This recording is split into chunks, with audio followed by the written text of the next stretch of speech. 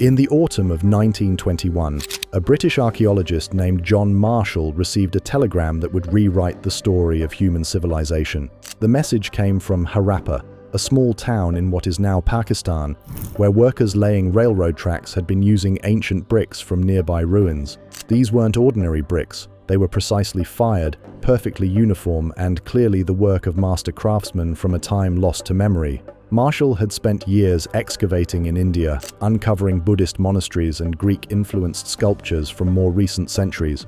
But as his teams began carefully removing earth from the mounds at Harappa, they found something far older and more mysterious. Layer by layer, they revealed streets laid out in perfect grids, sophisticated drainage systems, and buildings constructed with a precision that seemed impossible for such an ancient time. The work was painstaking and methodical. Each shovelful of earth had to be sifted and examined. Every fragment of pottery, every broken tool, every scattered bead had to be catalogued and studied. The archaeologists worked in the blazing heat of the Pakistani sun, their backs aching from hours bent over the excavation squares, their hands stained with the dust of millennia. Yet with each passing day, the magnitude of their discovery became clearer. 300 miles to the south, another team was making similar discoveries at a site the locals called Mohenjo-daro, meaning the mound of the dead. Here too, ancient bricks emerged from the soil, along with wells, bathhouses, and what appeared to be an entire city designed by engineers who understood principles of urban planning that wouldn't be seen again for thousands of years. The excavation revealed wide boulevards running north to south, crossed by narrower streets in a pattern so regular it seemed almost modern. The bricks themselves told a story of incredible organization. Each one measured almost exactly the same dimensions, following a precise ratio that appeared throughout the civilization. They were fired at high temperatures in kilns that must have operated continuously, producing millions upon millions of identical building blocks. The mortar between them was mixed with mathematical precision, creating walls that had stood for 4,000 years and showed little sign of wear. As the excavations continued through the 1920s, Marshall and his colleagues realized they had stumbled upon something extraordinary. Carbon dating techniques, still in their infancy, and pottery analysis suggested these cities were as old as the earliest dynasties of Egypt and the first great cities of Mesopotamia.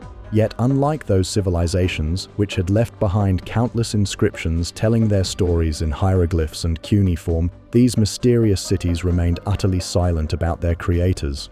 The archaeologists found themselves walking through streets that had been abandoned for over 3,000 years, yet felt strangely familiar. The grid pattern reminded them of modern city planning principles that wouldn't be formally developed until the 19th century. The covered drains and sophisticated sewage systems were more advanced than those found in many European cities of the early 20th century. Every aspect of the urban design spoke of careful planning and engineering expertise that defied conventional understanding of ancient capabilities. Most puzzling of all was what they didn't find. There were no grand temples dominating the skyline, no royal palaces filled with golden treasures, no massive statues of god-kings demanding worship and tribute from their subjects. The largest buildings appeared to be public baths and granaries, structures designed for community use rather than individual glorification. Instead of monuments to power and divinity, they discovered cities that seemed designed for ordinary people to live ordinary lives, but with an attention to public health and urban planning that suggested a remarkably sophisticated and perhaps surprisingly egalitarian society. The residential areas revealed a standard of living that was remarkably uniform. Most houses were built around central courtyards, with rooms arranged in similar patterns. Many had private wells and sophisticated drainage systems that connected to the main city sewers. The quality of construction and the amenities available seemed to be distributed fairly evenly throughout the urban areas, without the stark divisions between rich and poor neighborhoods that characterized other ancient cities. In the courtyards and rooms of these ancient homes, the excavation teams found small objects that spoke of daily life lived with care and craftsmanship.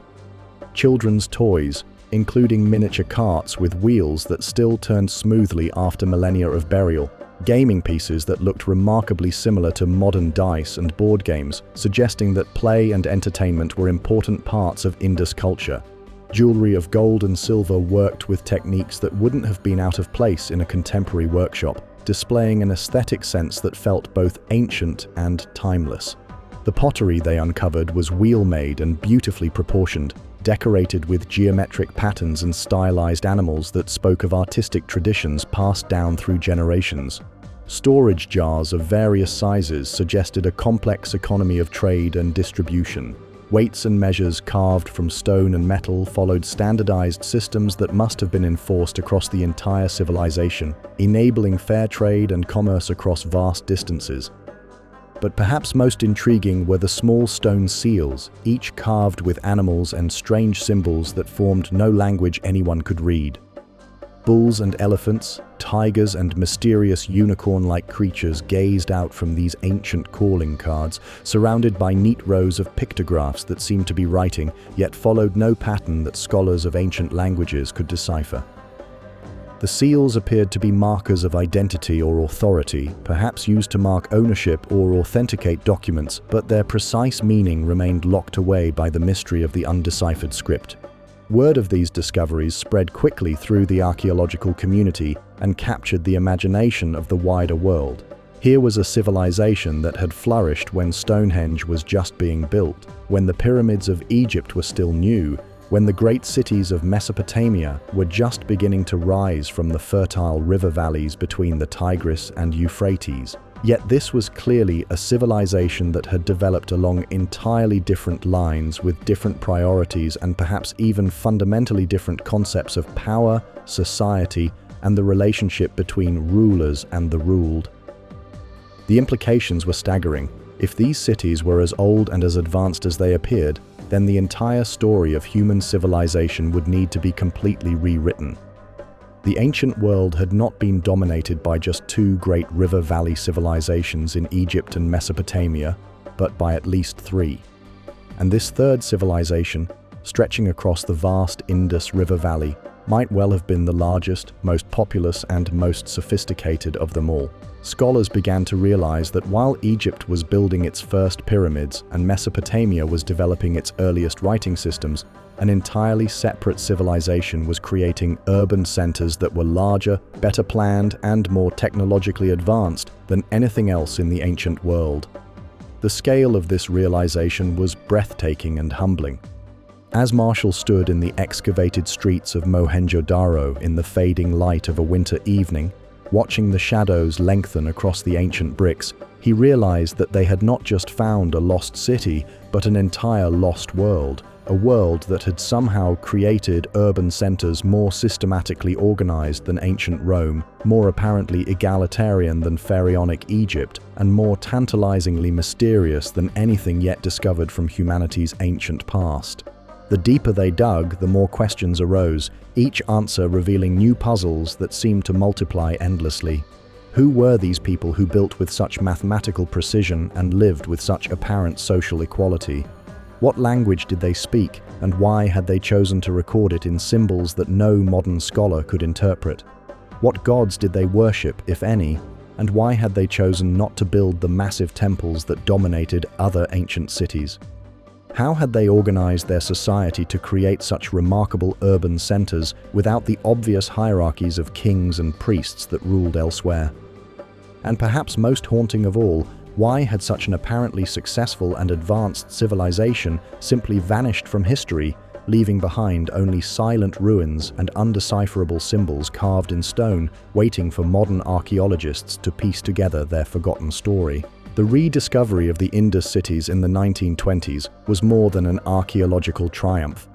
It was the resurrection of a civilization that had been sleeping beneath the earth for 3 millennia, waiting patiently for the modern world to develop the tools and techniques necessary to uncover its secrets and attempt to understand the remarkable people who had once called these perfectly planned cities home.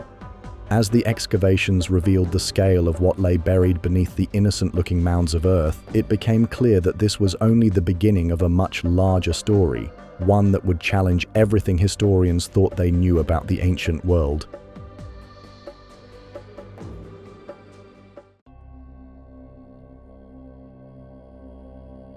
As the 1930s progressed and more archaeological teams spread across the northwestern regions of the Indian subcontinent, the true scale of the Indus civilization began to emerge from beneath centuries of accumulated earth and sand.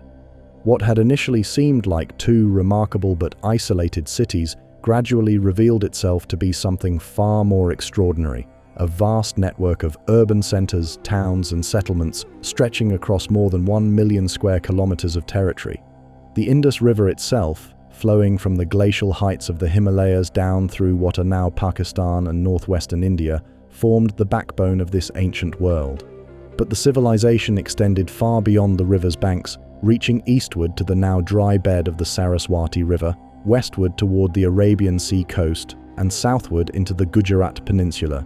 This was not merely a river valley civilization, but a subcontinent-spanning culture that may have been home to as many as 5 million people at its height. Archaeological surveys began to reveal the remarkable density of Indus settlements. Every few dozen kilometers, teams would discover the telltale signs of ancient habitation. Scattered potsherds in distinctive Indus styles, fragments of the standardized bricks, and occasionally the geometric layouts that marked larger urban centers.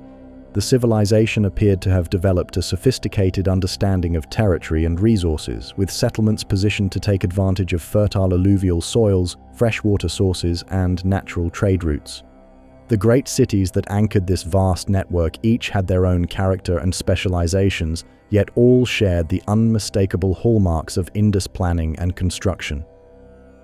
Harappa, the first to be discovered, sat strategically positioned to control trade routes running north toward Central Asia and west toward the Iranian plateau.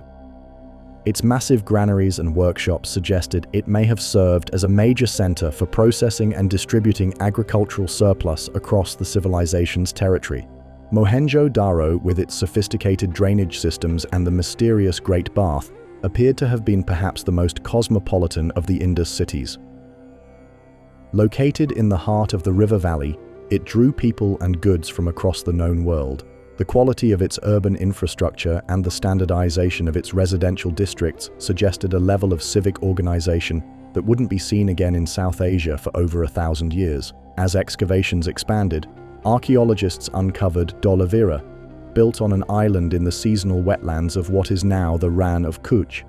This remarkable city demonstrated the Indus engineers' ability to adapt their urban planning principles to challenging environments.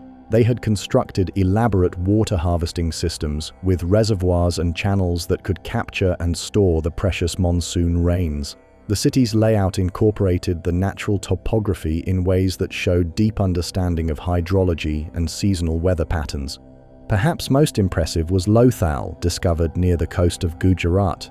Here, the Indus people had built what appears to be the world's first known engineered dock, a massive structure that could accommodate seagoing vessels and was connected to an ancient course of the river by a carefully maintained channel. The discovery of Lothal transformed understanding of Indus capabilities, revealing them to have been not just river valley farmers and craftsmen, but sophisticated maritime traders who could navigate the dangerous waters of the Arabian Sea. The agricultural foundation that supported this vast civilization was as impressive as its cities. In the fertile river valleys, Indus farmers cultivated wheat and barley using irrigation techniques that maximized the potential of the annual flood cycles. They were among the world's first agriculturalists to domesticate water buffalo, animals perfectly adapted to the wetland environments of the river deltas. Their granaries, massive structures that could store surplus grain for years, suggest they had mastered the art of feeding large urban populations even during periods of poor harvests. But perhaps their most revolutionary agricultural achievement was the cultivation of cotton. Archaeological evidence suggests the Indus people were the first in the world to domesticate cotton plants and develop techniques for spinning and weaving cotton fiber into textiles. This innovation would eventually spread across the ancient world, but for centuries it remained a uniquely Indus technology, one that may have been as valuable in ancient trade networks as silk from China or spices from Southeast Asia. The trade networks that connected Indus cities to the broader ancient world were vast and sophisticated. Indus seals and artifacts have been found in Mesopotamian cities over 2,000 kilometers away, while precious stones and metals from Afghanistan, Persia, and Central Asia appear regularly in Indus archaeological contexts. The people of the Indus had clearly developed not just the technology for long-distance trade, but the commercial and diplomatic relationships necessary to maintain such networks across vast distances and diverse cultures. Lapis lazuli, that brilliant blue stone prized throughout the ancient world, traveled from mines in Afghanistan through Indus trading posts to reach craftsmen in Mesopotamian cities. Carnelian beads, worked by Indus artisans using techniques that remained trade secrets for centuries, found their way to royal tombs in Egypt and Anatolia. Conch shells from the Arabian Sea were carved into bangles and ornaments that have been discovered as far away as the Iranian plateau and the steppes of Central Asia. The standardization that characterized Indus cities extended to their systems of weights and measures, enabling fair trade across the civilization's vast territory. Stone weights followed precise mathematical ratios, with larger weights being exact multiples of smaller ones. The consistency of these standards from Harappa to Lothal across hundreds of kilometers and what must have been multiple generations speaks to a level of administrative coordination that rivaled anything achieved in the ancient world. The Indus people appear to have been master metallurgists as well as traders. They worked copper and bronze with remarkable skill, creating tools, weapons, and ornaments that combined functionality with elegant design. Their workshops produced standardized implements that were distributed across the civilization, suggesting networks of specialized craftsmen working to common standards and techniques. Evidence of silver and gold working indicates they had access to precious metals and the expertise to work them into jewelry and ceremonial objects. The civilization's pottery reveals both artistic sensibility and technological sophistication. Indus potters used the wheel to create vessels of remarkable uniformity and grace, decorated with geometric patterns and stylized animals that seem to reflect shared cultural symbols and artistic traditions. The pottery styles remained consistent across the civilization's territory and throughout its long history, suggesting strong cultural continuity and perhaps systems of apprenticeship that preserved traditional techniques across generations. Water management was clearly one of the Indus people's greatest achievements.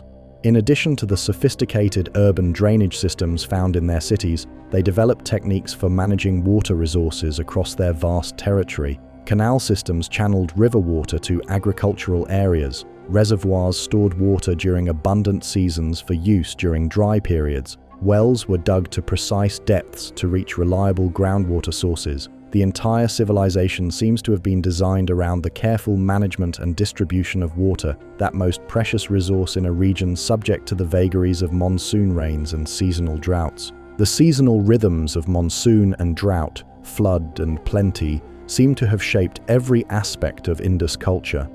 Their cities were built to withstand flooding, with raised foundations and sophisticated drainage. Their granaries were designed to preserve surplus grain through years of poor harvests.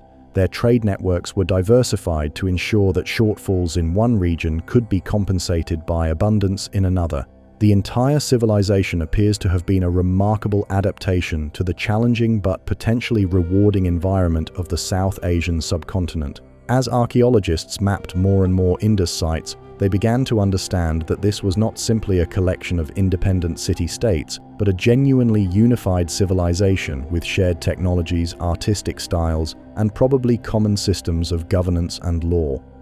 The standardization of everything from bricks to weights to pottery styles across such a vast territory and such a long period of time suggests coordination and communication on a scale that few ancient civilizations ever achieved. Yet for all their apparent unity, the Indus cities also showed remarkable diversity in their adaptation to local environments and specialization in different economic activities.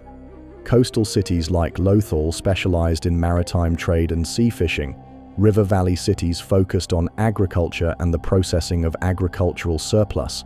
Cities in mineral-rich regions developed expertise in metallurgy and stone working. This combination of overall unity with local specialization may have been one of the keys to the civilization's remarkable success and longevity. The world of the Indus was thus not just a single culture, but a complex network of interconnected communities that had learned to work together across vast distances and diverse environments. It was a civilization that had solved many of the fundamental challenges of organizing large-scale human societies: how to feed urban populations, how to maintain trade over long distances, how to coordinate diverse specialists, how to manage precious water resources, and how to maintain cultural unity across a territory larger than most modern nations.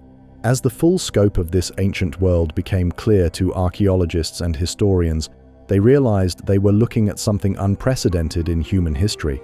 A Bronze Age civilization that had achieved a level of organization, prosperity, and technological sophistication that wouldn't be seen again in South Asia until the modern era. The cities that emerged from beneath the earth were not just archaeological curiosities, but windows into a lost world of remarkable achievement and enduring mystery.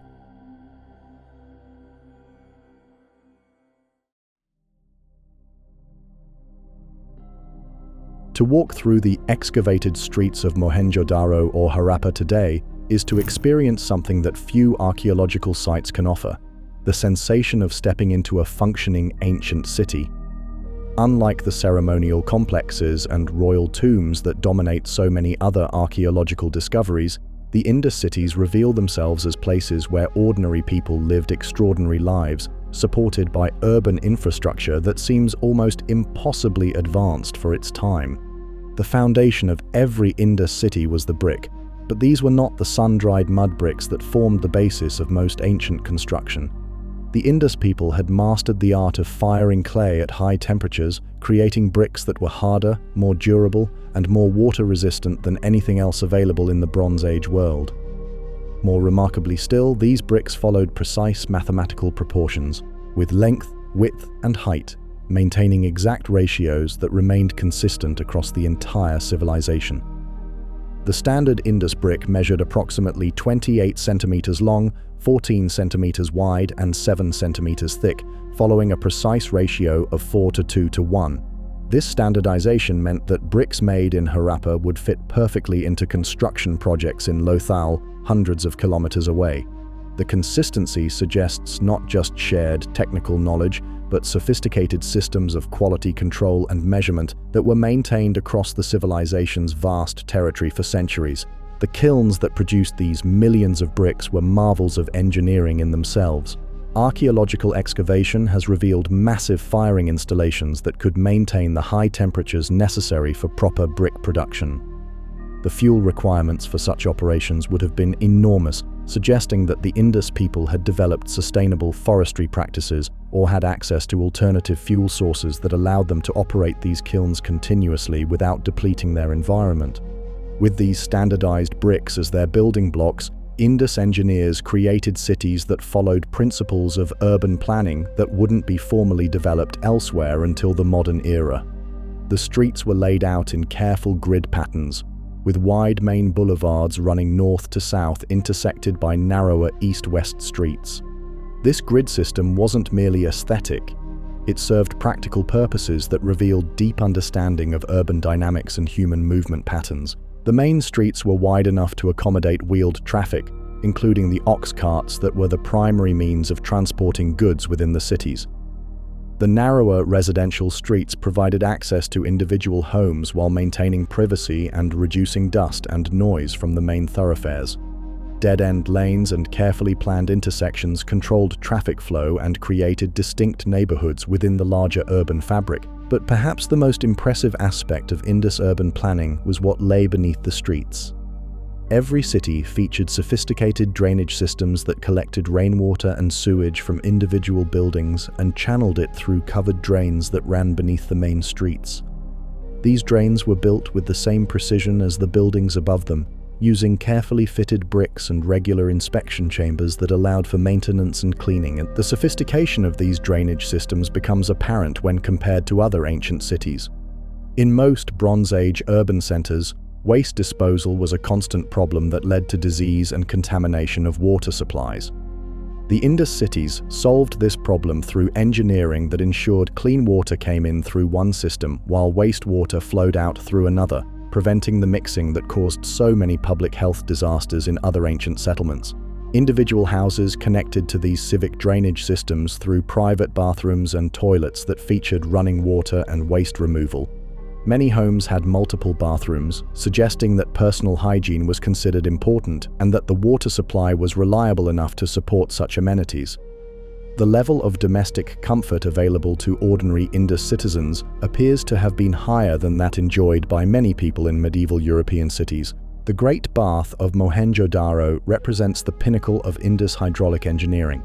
This massive structure, measuring approximately 12 meters long and 7 meters wide, was built with bricks so precisely fitted that they formed a watertight seal without mortar. The bath was filled through an elaborate system of channels and drained through an equally sophisticated outlet that prevented contamination of the water supply. The quality of construction and the apparent care taken in its design suggest this was a structure of great importance to the community. The purpose of the Great Bath remains one of the enduring mysteries of Indus archaeology. Some scholars suggest it may have been used for religious ceremonies, perhaps ritual purification rites that connected the community to their gods or ancestors. Others propose more practical uses, perhaps as a public swimming facility or a reservoir for emergency water storage. The absence of clear religious iconography around the bath makes its interpretation particularly challenging, but its central location and quality of construction clearly mark it as a significant civic structure. Surrounding the Great Bath and other public buildings in Indus cities were residential areas that reveal much about the social organization of the civilization. Unlike other ancient cities where stark divisions between rich and poor neighborhoods were immediately apparent, Indus residential areas show a remarkable degree of uniformity in size, construction quality, and amenities. Most houses were built around central courtyards and featured multiple rooms, private wells, and sophisticated drainage connections. The typical Indus house was a masterpiece of practical design. Built entirely of fired brick, it featured thick walls that provided insulation against both heat and cold. The central courtyard served multiple purposes. It provided natural lighting and ventilation for the surrounding rooms, created a private outdoor space for family activities, and often contained a well that supplied the household with fresh water. Many courtyards also featured platforms or ovens for food preparation and storage areas for grain and other necessities. The rooms surrounding these courtyards were clearly designed for different functions.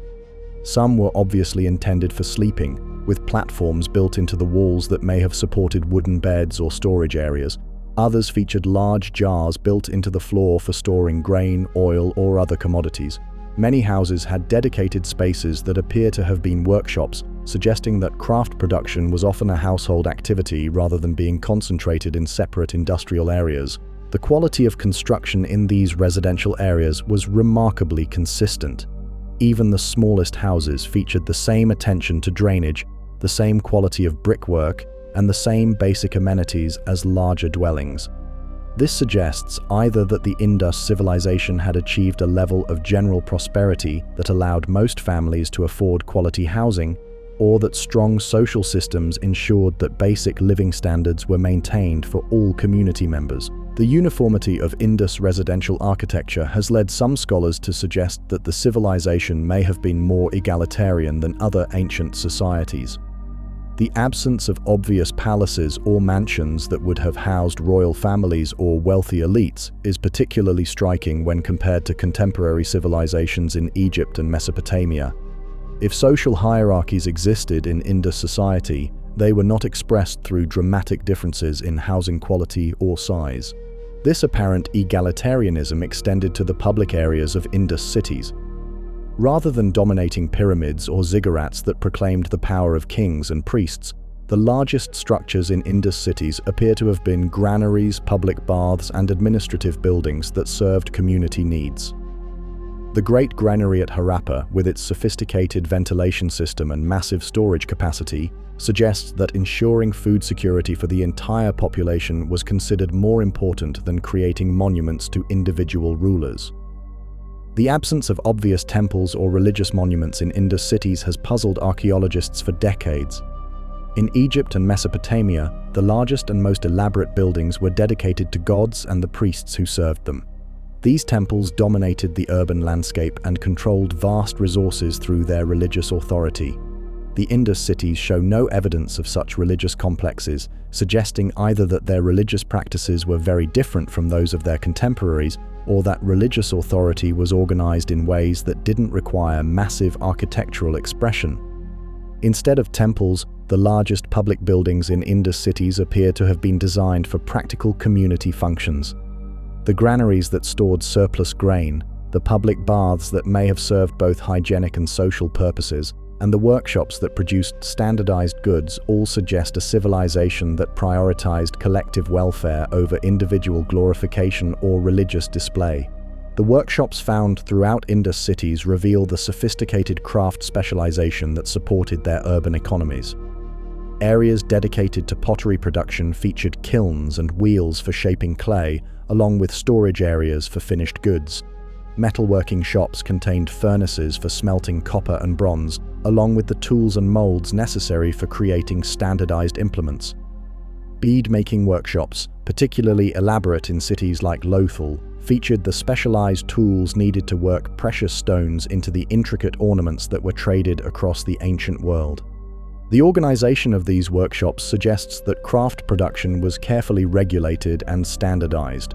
The consistency of products across different cities indicates that artisans were working to common standards and probably shared techniques through systems of apprenticeship and trade association. The quality of craftsmanship was remarkably high, with even utilitarian objects showing attention to aesthetic detail that suggests pride in workmanship and appreciation for beauty in everyday life. The layout of Indus cities also reveals sophisticated understanding of public health and environmental management. Buildings were oriented to take advantage of prevailing winds for natural cooling and ventilation. Streets were designed to channel rainwater runoff away from residential areas toward designated drainage systems. Public areas were positioned to serve entire neighborhoods efficiently while maintaining privacy for individual households. As archaeologists have painstakingly uncovered these ancient cities brick by brick, they have revealed urban environments that seem to have been designed by people who understood the complexities of creating livable spaces for large populations. The Indus cities were not just collections of buildings but carefully planned communities that balanced individual needs with collective requirements, private space with public amenities, and practical necessities with aesthetic considerations. The cities of brick and order that emerged from the earth told a story of a civilization that had solved many of the fundamental challenges of urban life.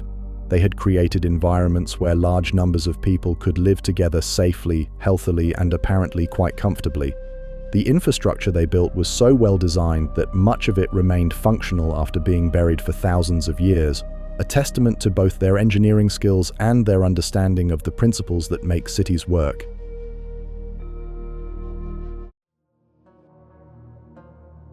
When archaeologists carefully brush away the dust of millennia from the floors of ancient Indus homes, they uncover the intimate remnants of daily life lived 4,000 years ago. These small artifacts, scattered and forgotten in the courtyards and rooms where families once gathered, tell stories of a people who lived with remarkable sophistication and apparent contentment in their carefully planned cities. The morning routines of an Indus family likely began before dawn, when the air was still cool and the day's work could begin in comfort. In the central courtyard of their brick home, family members would have drawn fresh water from their private well, using pottery vessels that were both functional and beautiful. The women of the household might have ground grain on stone querns, preparing the day's bread from wheat and barley stored in large ceramic jars built into the floor of their storage rooms. The children of the family would have awakened to a world filled with toys that seem remarkably familiar to modern eyes. Archaeological excavations have uncovered miniature carts with wheels that still turn smoothly after 4 millennia, suggesting that Indus children played with toy vehicles much as children do today. Small clay animals, whistles shaped like birds, and rattles that once delighted infants speak to a culture that valued childhood and took time to create objects solely for the pleasure and development of the young. The discovery of dice and game boards in Indus homes suggests that entertainment and leisure were important parts of daily life. The dice are remarkably similar to modern ones, with dots arranged in the same patterns used today. Board games, some with elaborate playing pieces carved from stone and shell, indicate that families spent time together in recreational activities that required strategy and skill. These games may have served social functions as well, bringing neighbors together and teaching children important lessons about planning and competition. The workshop areas found in many Indus homes reveal that craft production was often a family enterprise. Mothers and fathers would have worked together preparing materials, shaping products, and finishing goods that would be traded throughout the civilization's vast network. Children would have learned these skills by watching and gradually participating, ensuring that traditional techniques were passed down through generations without the need for formal schools or apprenticeship programs. The sophistication of Indus craftsmanship becomes apparent in the countless beads, seals, and ornaments found throughout their cities. Carnelian beads, worked with techniques that remained trade secrets for centuries, required heating the stone to specific temperatures to achieve their characteristic deep red color. The process was complex and time-consuming, requiring expertise that must have been developed over many generations of careful experimentation and refinement. Lapis lazuli, that precious blue stone imported from Afghanistan, was carved into beads and inlays with remarkable precision. The tools required for such delicate work had to be created specifically for each task, suggesting that Indus craftsmen were also skilled toolmakers who could create the implements necessary for their specialized work. The finished products were so highly valued that they found their way to royal tombs in Mesopotamia and trading posts across Central Asia. The bronze and copper working capabilities of the Indus people were equally impressive. They created tools that were both functional and elegant, with smooth surfaces and carefully balanced proportions that made them pleasant to use as well as effective for their intended purposes. Axes, knives, and agricultural implements showed standardization that suggests mass production techniques, yet each retained the quality of individual craftsmanship. Metallurgy in the Indus civilization required not just technical skill but sophisticated understanding of geology and trade networks. Copper ore had to be imported from distant mines in Rajasthan or Balochistan. Tin, necessary for creating bronze alloys, came from even more distant sources, possibly as far away as Afghanistan or Central Asia. The ability to maintain these supply chains over such vast distances speaks to diplomatic and commercial relationships that must have been carefully cultivated and maintained. The agricultural life that supported the urban populations was equally sophisticated. In the fertile river valleys surrounding each city, farmers cultivated fields of wheat and barley using irrigation techniques that maximized the benefit of annual flood cycles. They were among the first people in the world to domesticate water buffalo, animals perfectly adapted to the wetland environments of the river deltas and capable of providing both labor and dairy products. The cultivation of cotton represents one of the Indus civilization's most significant contributions to human development. Archaeological evidence suggests they were the first people to domesticate cotton plants and develop the complex processes necessary for turning cotton fiber into thread and fabric. This innovation required understanding not just of plant breeding, but of spinning, weaving, and dyeing techniques that would eventually spread across the ancient world. The textile production that began with cotton cultivation involved the entire community. Women likely spent significant portions of their time spinning cotton fiber into thread using spindles and wheels that have been found throughout Indus sites. The thread was then woven into fabric on looms that, while not preserved in the archaeological record, must have been sophisticated enough to produce the fine textiles that were clearly valued throughout the ancient world. Evidence for dyeing and fabric decoration suggests that Indus textiles were not just functional, but beautiful. Archaeological remains include what appear to be vats for dyeing cloth and tools for applying decorative patterns. The geometric designs found on Indus pottery and seals may have been reflected in textile patterns that have long since decomposed, leaving only hints of what must have been a rich tradition of decorative art. The diet of the Indus people was varied and nutritious, based on the agricultural surplus that their efficient farming techniques produced. Wheat and barley formed the staples ground into flour for bread and porridge. The rivers and Arabian Sea provided fish that were caught using hooks, nets, and traps of sophisticated design. Domesticated animals, including cattle, water buffalo, and chickens, supplied meat, dairy products, and eggs. Archaeological evidence suggests that the Indus people also cultivated legumes, sesame, and various fruits and vegetables. Storage facilities found in their homes and cities indicate they were skilled at preserving food for consumption during lean seasons. Large ceramic jars, some capable of holding hundreds of liters of grain or oil, ensured that families could weather periods of poor harvest or disrupted trade. The preparation and consumption of food appears to have been an important social activity. Many homes featured elaborate cooking areas with ovens, grinding platforms, and storage facilities that suggest meals were prepared with care and attention. The discovery of serving dishes and drinking vessels in a variety of sizes indicates that communal dining was common, perhaps bringing extended families or neighborhood groups together for shared meals. Personal hygiene and grooming were clearly important to the Indus people. Their homes featured private bathrooms with sophisticated plumbing that provided running water for washing and waste removal, combs carved from ivory and shell, mirrors made from polished metal, and containers that likely held oils and cosmetics suggest that personal appearance was valued and that people took time each day to maintain their grooming. The jewelry and ornaments found in Indus sites reveal a culture that appreciated beauty and personal adornment. Both men and women appear to have worn elaborate necklaces, bracelets, and earrings made from gold, silver, and precious stones. The quality of workmanship in these pieces is remarkable, with techniques for granulation, filigree, and stone setting that rival modern jewelry-making skills. Clothing, while not preserved in the archaeological record, can be inferred from the sophisticated textile production capabilities and the types of fasteners and ornaments that have been discovered.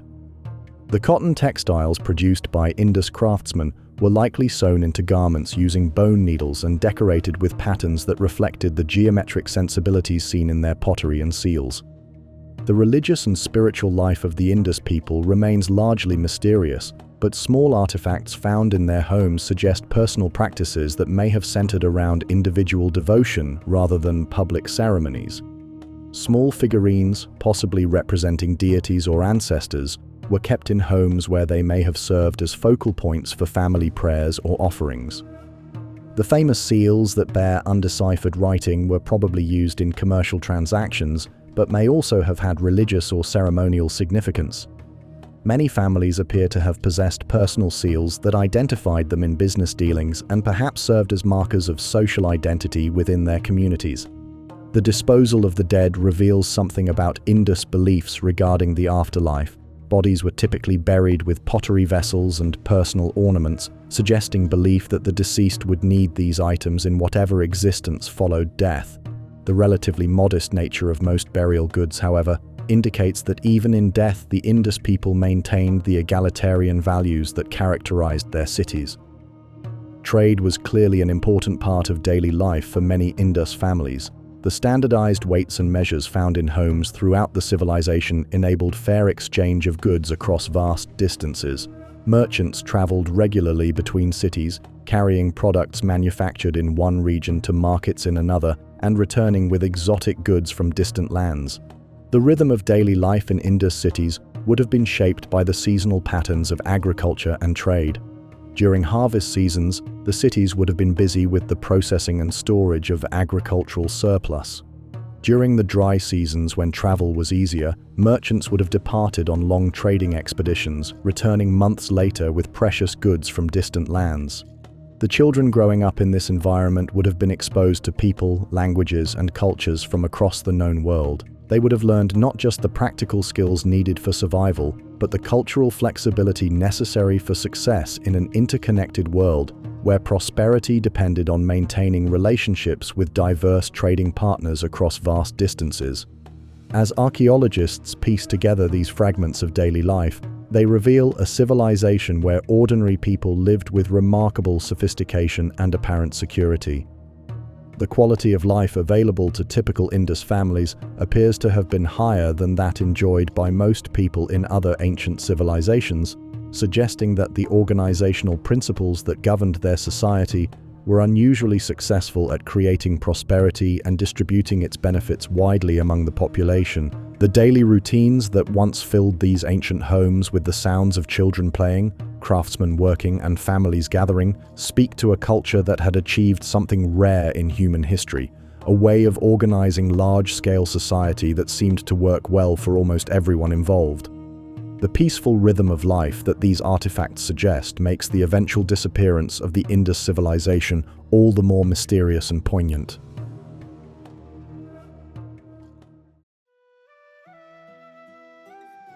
In the quiet halls of museums around the world, Thousands of small stone seals rest in display cases, each one bearing symbols that have defied every attempt at translation for nearly a century. These enigmatic inscriptions represent one of archaeology's greatest puzzles, a writing system that appears sophisticated and systematic, yet remains as impenetrable today as it was when the first Indus seal was discovered in the ruins of Harappa. The seals themselves are masterpieces of miniature art, typically measuring about 2 centimeters square and carved from steatite, a soft stone that hardens when heated. Each seal bears an image of an animal, often a bull, elephant, rhinoceros, or the mysterious unicorn-like creature that appears nowhere else in ancient art. Above or below these beautifully rendered animals run short lines of symbols, usually between 3 and 17 characters, arranged with the precision and care that suggests they carried important meaning. The discovery of these seals in the 1920s immediately captured the imagination of scholars who recognized that they were looking at an unknown writing system from one of humanity's earliest civilizations. The symbols were clearly not random decorations, but followed patterns that suggested grammatical structure and linguistic logic.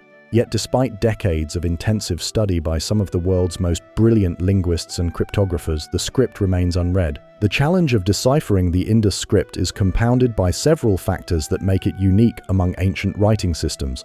Most critically, the inscriptions are remarkably short. While Egyptian hieroglyphs and Mesopotamian cuneiform have been decoded partly through the discovery of long texts like the Rosetta Stone, the longest known Indus inscription contains only 17 symbols. Most contain fewer than 5. It is as if scholars were trying to understand English based solely on street signs and business cards. The total corpus of Indus writing consists of approximately 4,000 inscriptions found across the civilization's vast territory. While this might seem like a substantial body of text, the brevity of individual inscriptions means that the total amount of written material is roughly equivalent to a few pages of modern text. Imagine trying to decode an unknown language and writing system with only a few pages of short phrases to work with, and the magnitude of the challenge becomes apparent. Archaeological context provides few clues about the content of these inscriptions.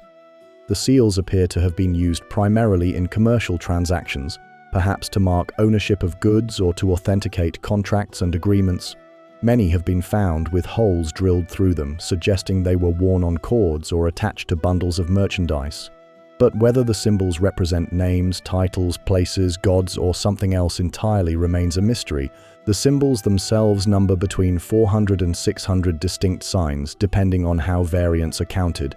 This puts the Indus script in an ambiguous category between alphabetic systems, which typically have fewer than 50 symbols, and logographic systems like Chinese, which can have thousands. The number suggests that each symbol might represent a syllable or a combination of sounds, but without knowledge of the underlying language, even this basic question remains unresolved. Attempts to decipher the script have followed numerous approaches, each based on different assumptions about the nature of the language and writing system.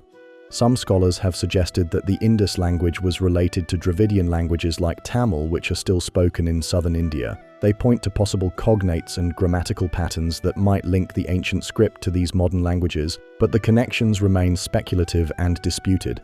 Other researchers have proposed that the script represents a form of Proto-Sanskrit or another Indo-European language, possibly related to the languages brought to the subcontinent by later Aryan migrations. This theory suggests that the Indus people spoke a language ancestral to the Sanskrit that would later dominate Indian literature and religion, but the evidence for this connection is equally inconclusive. Perhaps most controversially, some scholars have argued that the Indus symbols are not writing at all, but rather a system of non-linguistic symbols used for identification and decoration. They point to the brevity of the inscriptions and the apparent lack of grammatical structure as evidence that the symbols function more like modern corporate logos than like true writing. This theory has generated intense debate within the scholarly community and remains highly contested. The mathematical analysis of the Indus script has provided some tantalizing clues about its structure. Computer studies of symbol frequency and distribution have revealed patterns that are consistent with natural language rather than random decoration. The way certain symbols appear together, the statistical distribution of different signs, and the apparent rules governing symbol order all suggest that the script does indeed represent a systematic writing system. Modern technology has brought new tools to bear on the decipherment problem.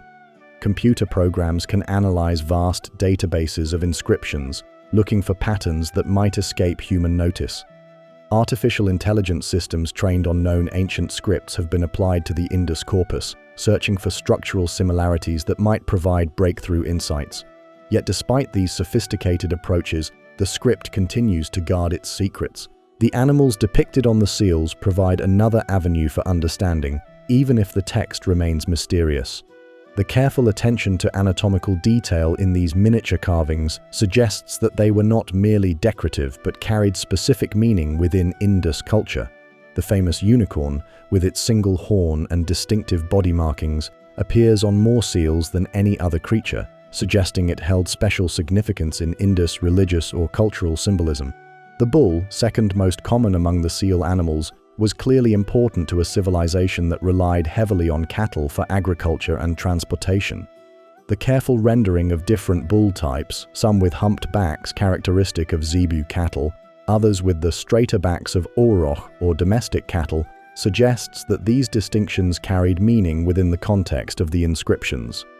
Elephants appear frequently on the seals, often depicted with remarkable accuracy and attention to behavioral details. Some show elephants in what appears to be ritual contexts, decorated with cloths or ornaments that suggest ceremonial significance. The presence of elephants on seals from cities far from their natural habitat indicates that these animals were either transported over long distances or held such cultural importance that they appeared symbolically throughout the civilization. The mysterious creatures that appear on some seals, animals that seem to combine features of different species or that depict beasts unknown to natural history, may represent mythological beings that played roles in Indus religion or folklore. These fantastic animals suggest that the script may have recorded not just commercial transactions, but stories, prayers, or ceremonial formulas that connected the Indus people to their spiritual beliefs. The standardization of the script across the vast Indus territory raises important questions about literacy and administration in their society. The consistency of symbol forms from Harappa to Lothal across hundreds of kilometers and multiple generations suggests that there were systems for training scribes and maintaining writing standards. This implies a level of bureaucratic organization that rivals anything found in contemporary civilizations.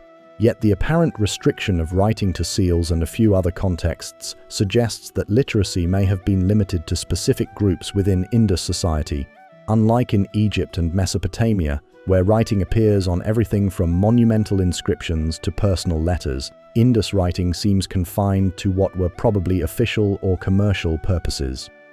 This might indicate that most communication was conducted orally, with writing reserved for specific formal functions. The absence of long texts has led some scholars to speculate that the Indus people may have used perishable materials like cloth, wood, or palm leaves for extended writing. These organic materials would have decomposed completely in the archaeological record, leaving only the durable stone seals to hint at what might have been a much richer literary tradition. If such texts existed, their loss represents one of archaeology's greatest tragedies. The religious and ceremonial aspects of Indus culture remain largely hidden behind the veil of the undeciphered script. The few artifacts that might represent religious scenes or mythological narratives bear inscriptions that could be prayers, hymns, or ritual formulas, but without translation, these potential windows into Indus spirituality remain opaque. The script might hold the keys to understanding their concepts of divinity, their creation myths, and their beliefs about death and the afterlife. The political organization of the Indus civilization is equally mysterious without access to their written records. The apparent absence of royal inscriptions or administrative archives makes it difficult to understand how such a vast and complex society was governed. The script might contain titles of officials, laws and regulations, treaties with neighboring peoples, or records of political events that would transform our understanding of how the Indus cities maintained unity and coordination across their enormous territory. Modern attempts at decipherment continue to generate new theories and approaches. Some scholars focus on identifying proper names, hoping that personal or place names might provide entry points into the language. Others search for grammatical patterns that might reveal the underlying structure of Indus speech. Still others analyze the archaeological contexts in which inscriptions appear, hoping that understanding the function of the seals might illuminate the meaning of the symbols they bear. The failure to decipher the Indus script after nearly a century of effort highlights the challenges faced by any civilization that loses its literary tradition.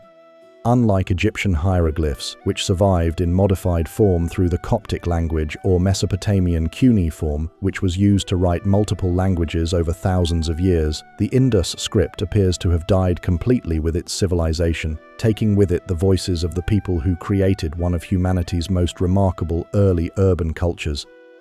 The silence imposed by the undeciphered script makes the Indus people seem more remote and mysterious than their contemporaries in Egypt and Mesopotamia.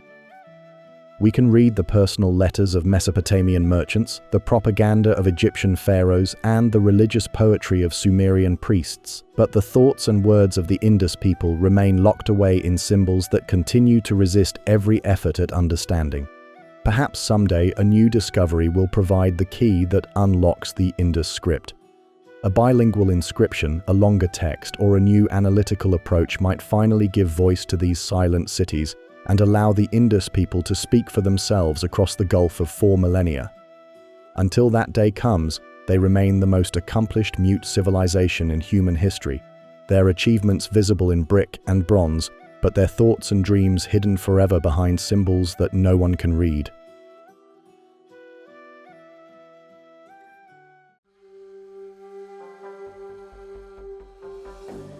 In the shadow of the Great Pyramids of Giza, archaeologists have uncovered tombs filled with golden treasures that proclaimed the divine status of pharaohs who ruled as living gods. In the ruins of Mesopotamian cities, massive ziggurats reach toward the heavens, built to honor kings who claimed dominion over earth and sky alike. Yet, in the carefully excavated cities of the Indus Civilization, something remarkable is missing. There are no monuments to individual rulers, no royal tombs bursting with precious grave goods, no colossal statues proclaiming the eternal glory of god-kings.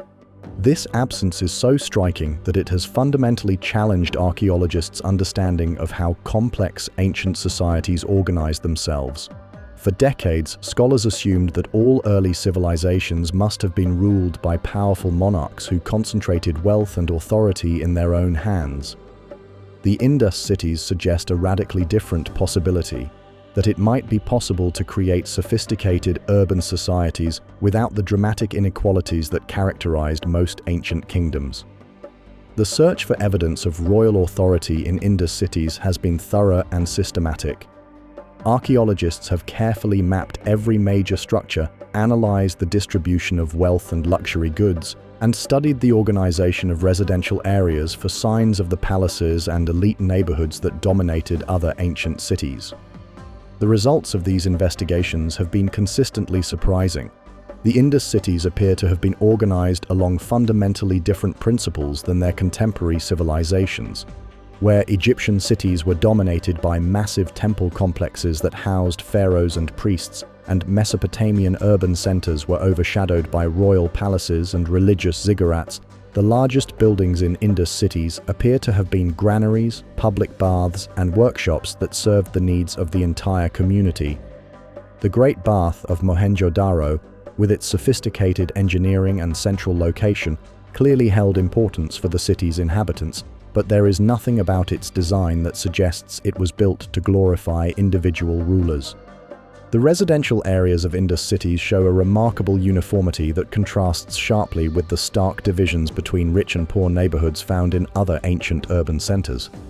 While houses varied somewhat in size, the quality of construction, the availability of amenities like private wells and drainage connections, and the types of goods found in different areas suggest that wealth and status were distributed much more evenly than in contemporary civilizations. This apparent egalitarianism extends to the burial practices of the Indus people.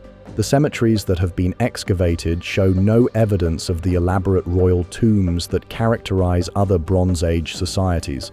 Bodies were typically buried with modest grave goods including pottery vessels, personal ornaments, and tools, But there are no burials that stand out as obviously belonging to kings, queens, or other members of a ruling elite.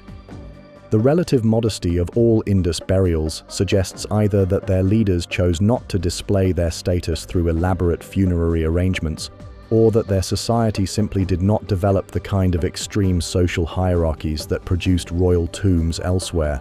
The absence of obvious royal iconography in Indus art is equally puzzling. Egyptian art is filled with depictions of pharaohs receiving tribute from subject peoples, commanding armies, and performing religious ceremonies that demonstrated their divine authority.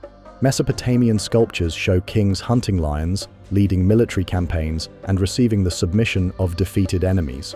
Indus art, by contrast, shows no clear depictions of individual rulers or scenes of royal power and authority.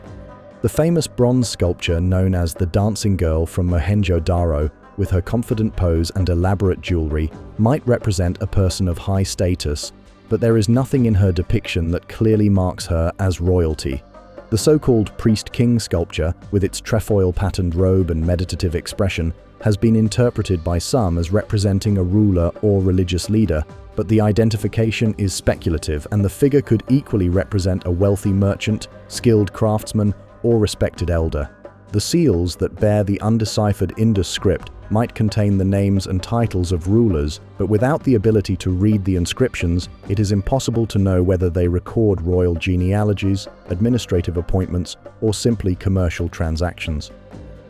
The standardization of the seals across the civilization's vast territory suggests some form of centralized authority that could enforce common standards. But this authority might have been exercised by councils of merchants, religious leaders, or civic administrators rather than by individual monarchs.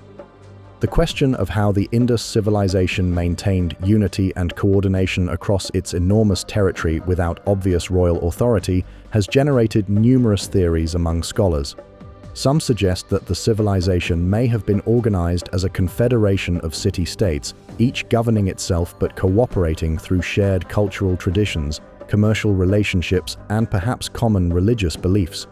This model would be similar to later Greek city-states or medieval Italian republics, where political authority was distributed rather than concentrated in single rulers. Another possibility is that Indus society was governed by collective leadership, perhaps councils of elders, merchant guilds, or priestly classes that made decisions through consensus rather than royal decree. The standardization of weights, measures, and construction techniques across the civilization suggests sophisticated administrative systems, but these might have been maintained by bureaucratic institutions rather than royal courts. Such systems could have been remarkably effective at maintaining order and prosperity without concentrating power in individual hands. The role of religion in Indus governance remains particularly mysterious due to the absence of clearly identifiable temples and the undeciphered nature of their script. In most ancient civilizations, religious and political authority were closely intertwined, with kings claiming divine sanction for their rule and priests wielding significant temporal power. The Indus cities show little evidence of the massive temple complexes that dominated other ancient urban centers, suggesting that if religious leaders played important political roles, they did so through institutions that left few archaeological traces. Some scholars have proposed that the Great Bath and similar structures might have served as centers for religious ceremonies that also functioned as political gatherings. If Indus society was organized around ritual practices that brought the community together for decision-making and celebration, this could explain how they maintained social cohesion without the coercive power typically associated with royal authority. Such a system would represent a remarkable experiment in organizing complex society through voluntary cooperation rather than hierarchical command. The economic organization of the Indus civilization provides another lens through which to examine their political structure. The sophisticated trade networks that connected Indus cities to markets across Central Asia and Mesopotamia required considerable coordination and probably diplomatic relationships with foreign powers. In most ancient civilizations, such international relations were managed by royal courts that could negotiate treaties, arrange marriages between ruling families, and organize military campaigns when diplomatic solutions failed. The Indus people clearly managed these complex international relationships successfully, as evidenced by the widespread distribution of their goods and the presence of foreign luxury items in their cities.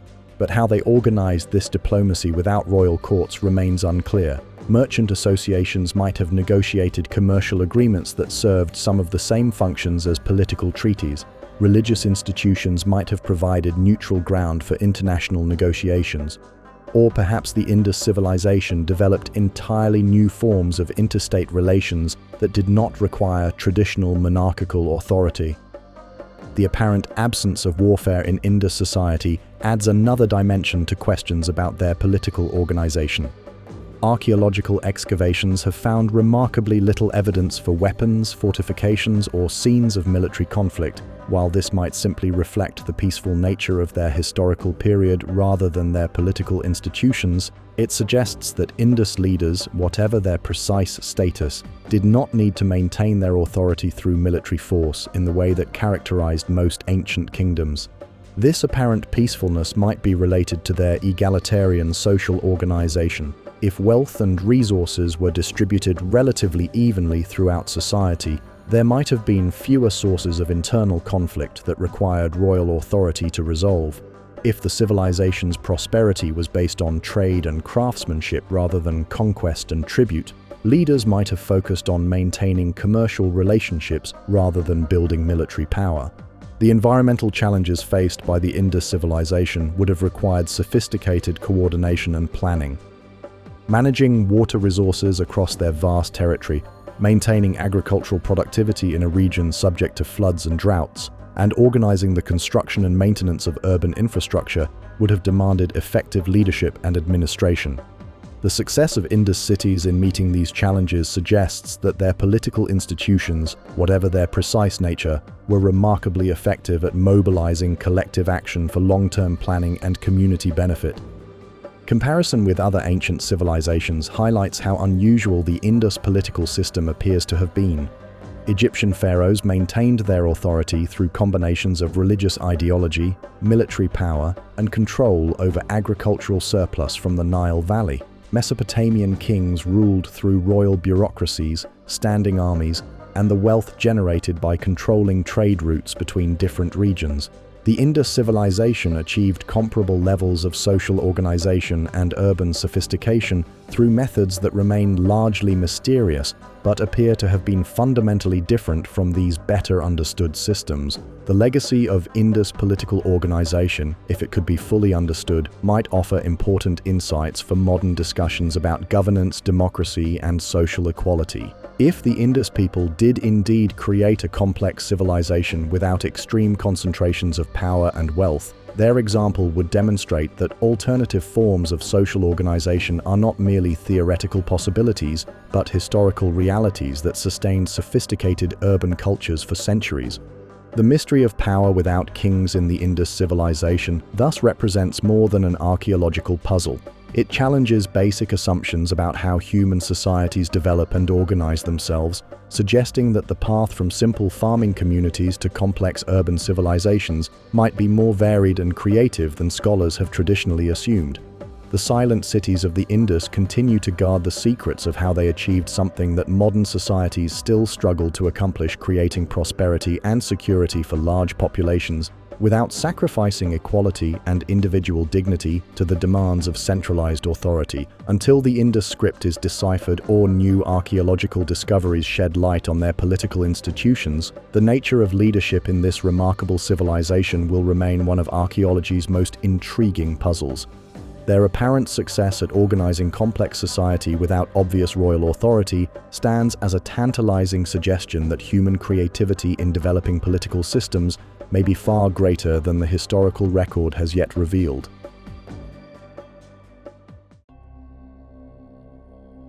In the uppermost layers of soil at Mohenjo-daro, archaeologists have uncovered evidence of a civilization in its final moments. The carefully maintained drainage systems that had functioned flawlessly for centuries were clogged with debris. Streets that had once been swept clean were littered with broken pottery and abandoned tools. Houses that had sheltered prosperous families for generations stood empty, their courtyards filled with wind-blown sand and the detritus of a society that had lost the ability to maintain itself. The decline of the Indus civilization was not a sudden catastrophe that struck without warning, but a gradual process that unfolded over several centuries. Beginning around 1900 years before the Common Era, the archaeological record shows clear signs that the urban centers that had flourished for nearly 1,000 years were struggling to maintain their sophisticated systems of governance, trade, and public infrastructure. The earliest signs of decline appear in the quality of construction and craftsmanship that had once been the hallmarks of Indus culture. In the later levels of excavation, archaeologists find bricks that no longer follow the precise mathematical ratios that had characterized earlier construction. Pottery becomes less refined, with cruder decoration and less attention to the elegant proportions that had distinguished Indus ceramics. The standardized weights and measures that had enabled fair trade across vast distances begin to show variations that suggest the breakdown of centralized quality control. Perhaps most telling are the changes in urban planning and maintenance that become apparent in the final phases of Indus occupation. Streets that had been carefully planned and regularly maintained begin to show signs of haphazard repair and reconstruction. Buildings are constructed without regard for the grid patterns that had once organized entire cities. Most dramatically, the sophisticated drainage systems that had been one of the civilization's greatest achievements were allowed to fall into disrepair, with sewers becoming blocked and wells contaminated. The causes of this decline have been debated by scholars for decades, with different theories emphasizing environmental, political, and cultural factors that might have contributed to the collapse of one of humanity's most successful early civilizations. Understanding why the Indus cities were abandoned requires examining the complex interactions between human society and the challenging environment of the South Asian subcontinent. Climate change appears to have played a crucial role in undermining the foundations of Indus prosperity. Geological and archaeological evidence suggests that around 2,000 years before the Common Era, the region experienced significant shifts in monsoon patterns that would have had devastating effects on agriculture and urban water supplies. The reliable seasonal rains that had supported Indus farming for centuries became increasingly unpredictable, with some years bringing devastating floods while others produced severe droughts. Perhaps even more significant was the gradual drying of the Saraswati River, which had formed the eastern boundary of the Indus civilization and supported some of its most important agricultural regions. Geological studies indicate that tectonic activity in the Himalayas caused this once mighty river to change course and eventually disappear entirely, leaving behind only the dry channel that can still be traced by satellite imagery across the landscape of modern Rajasthan and Gujarat. The loss of the Saraswati would have been catastrophic for the cities and towns that depended on its waters. Archaeological surveys of the dry riverbed have revealed the remains of hundreds of settlements that were abandoned as the river dwindled and finally disappeared.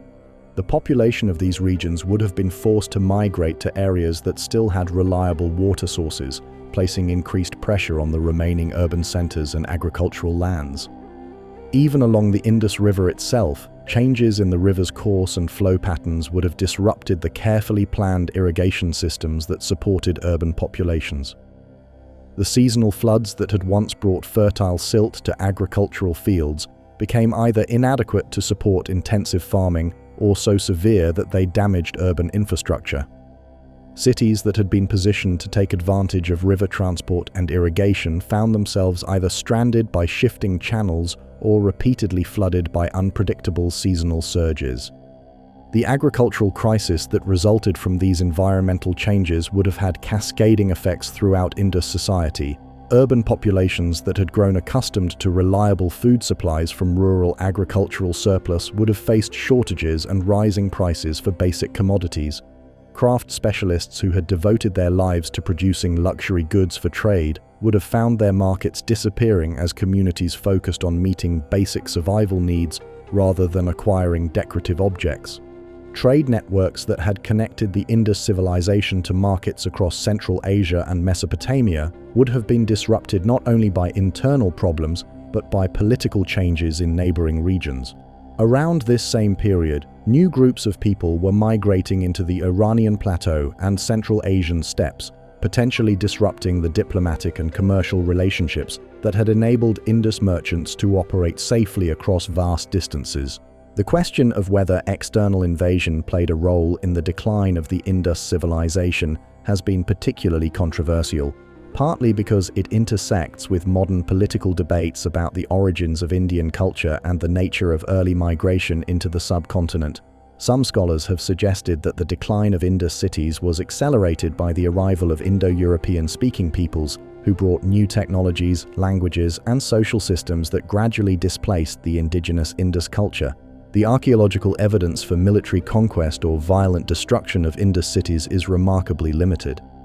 Unlike many other ancient civilizations that left clear evidence of warfare in their final phases, the Indus sites show little sign of burning, deliberate destruction, or mass casualties that would indicate violent overthrow. This suggests that if external groups did contribute to the decline of Indus civilization, they did so through gradual cultural assimilation or economic competition rather than military conquest. The gradual nature of the decline suggests that internal factors may have been more important than external invasion in bringing about the end of Indus urban civilization. The environmental stresses caused by climate change and river course modifications would have strained the social and political institutions that had maintained unity and cooperation across the civilization's vast territory. As local communities struggled with water shortages, agricultural failures, and economic disruption, the bonds that had held the civilization together may have gradually weakened. The apparent absence of strong central authority in Indus society, which may have been a source of strength during prosperous periods, could have become a weakness when the civilization faced existential challenges. Without powerful kings who could mobilize resources for large-scale infrastructure projects or relocate populations away from failing agricultural regions, individual communities may have been left to cope with environmental disasters using only their own limited resources. The breakdown of trade networks would have been particularly devastating for a civilization that had become increasingly specialized and interdependent. Cities that had focused on particular crafts or industries would have struggled to survive when they could no longer exchange their products for food and raw materials from other regions. The sophisticated systems of weights, measures, and quality standards that had enabled long-distance commerce may have become irrelevant when trade contracted to local barter networks. As urban centers struggled to maintain their populations and economic functions, people would have begun abandoning cities in favor of smaller settlements that could be sustained with local resources.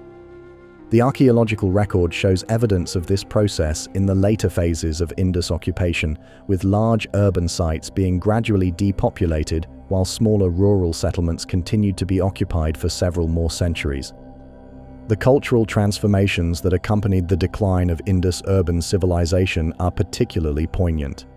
The sophisticated artistic traditions that had produced the elegant pottery, intricate seals, and masterful bronze sculptures gradually gave way to cruder local styles that lacked the technical skill and aesthetic sophistication of earlier periods. The standardized systems of writing and administration that had maintained cultural unity across vast distances were abandoned as communities became increasingly isolated from one another. The knowledge and techniques that had enabled the Indus people to build their remarkable cities were not entirely lost, but they were simplified and adapted to meet the needs of smaller, less complex communities.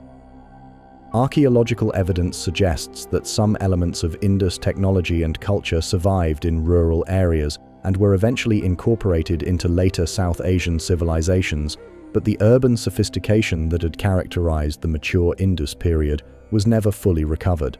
The psychological impact of this decline on the people who lived through it can only be imagined. Families who had grown up in prosperous cities with reliable water supplies, sophisticated drainage systems, and access to goods from across the known world would have watched their communities gradually lose the amenities and security that had defined their way of life. The process may have been slow enough that each generation experienced only modest deterioration compared to their parents, but over the course of several centuries, the cumulative change was devastating. Some communities may have attempted to maintain traditional Indus practices and technologies even as the broader civilization collapsed around them. Archaeological evidence suggests that isolated settlements continued to use Indus pottery styles, construction techniques, and possibly writing systems for several centuries after the major urban centers were abandoned. These cultural survivors may have preserved important elements of Indus knowledge that were later incorporated into emerging South Asian civilizations. The abandonment of the great Indus cities represents one of history's most significant examples of urban collapse.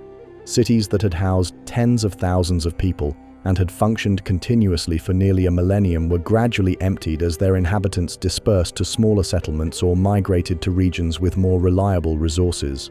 The sophisticated infrastructure that had supported urban life was left to decay, gradually disappearing beneath accumulating layers of sand and silt. By about 1500 years before the Common Era, the urban phase of Indus civilization had effectively ended. The great cities that had once bustled with craftsmen, merchants, and families from across the known world stood empty, their streets silent, their wells dry, their drainage systems clogged with debris. The remarkable experiment in urban civilization that had flourished in the Indus Valley for nearly 1,000 years had come to an end, leaving behind only the buried ruins that would puzzle archaeologists for millennia. The decline of the Indus civilization serves as a sobering reminder of the fragility of even the most sophisticated human societies when faced with environmental challenges and internal stresses. Despite their remarkable achievements in urban planning, agriculture, and commerce, the Indus people were ultimately unable to adapt quickly enough to the changing conditions that undermined the foundations of their prosperity. Their story offers important lessons about the complex relationships between human society and the natural environment, and the challenges that all civilizations face in maintaining themselves across time in the face of inevitable change.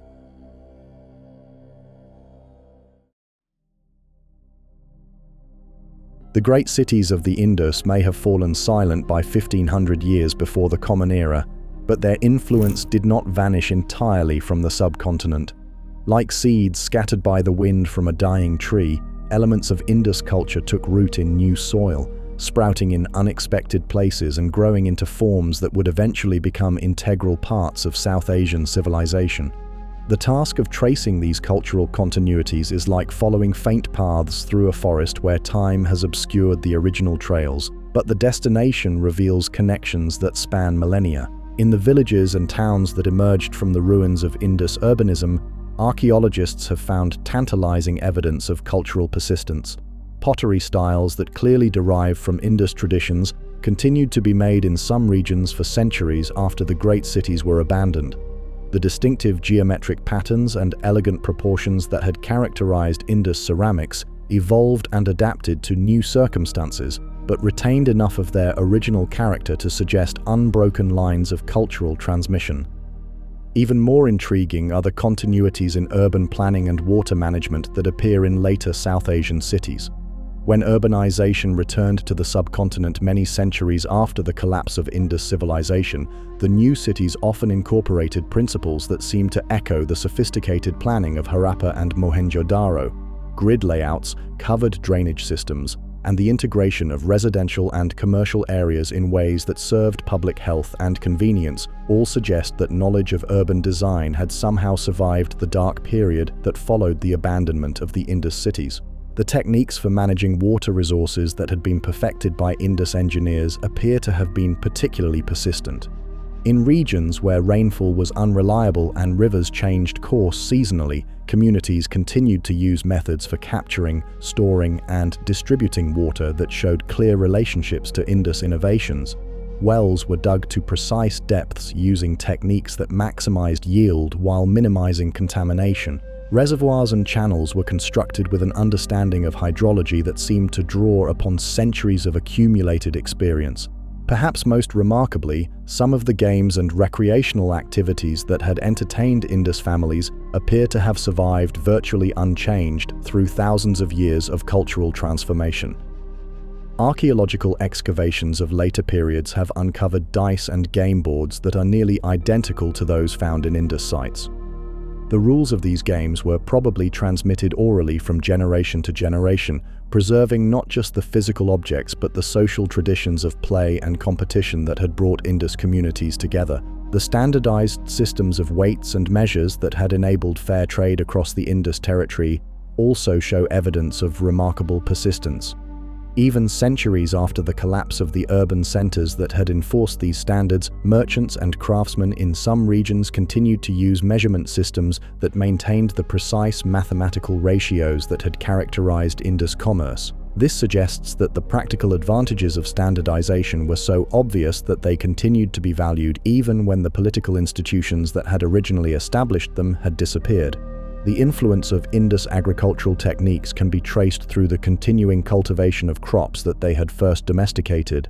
Cotton, which the Indus people had been the first to cultivate and process into textiles, remained an important part of South Asian agriculture and eventually became one of the region's most significant exports to the wider world.